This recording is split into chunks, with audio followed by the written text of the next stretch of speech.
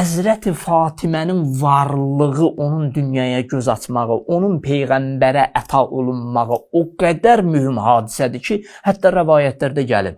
Peyğəmbər Fatimənin nütvəsini qoymamışdan öncə çəkilməlidir bir dağa və orada müəyyən ibadətlər elədi. Hətta bu da nəql olunur ki, Peyğəmbər dünya nemətlərindən yeməli. Ona ancaq və ancaq behişt nemətləri gələrdi.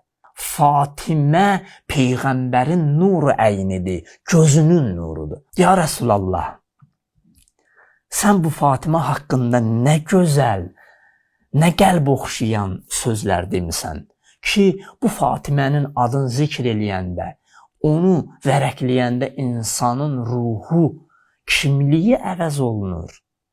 Bəli, ona görə Peyğəmbər bütün bəşəriyyətin diqqətini yönəldir Fatiməyə. Fatimənin missiyasını, Fatimənin fədakarlığını, Fatimənin mübarizəsini, Fatimənin ibadətini, bütün Fatimənin həyatında baş verən hadisələri yaxşı təhlil eləyə bilsəz, dinin həqiqətini anlayacaqsınız.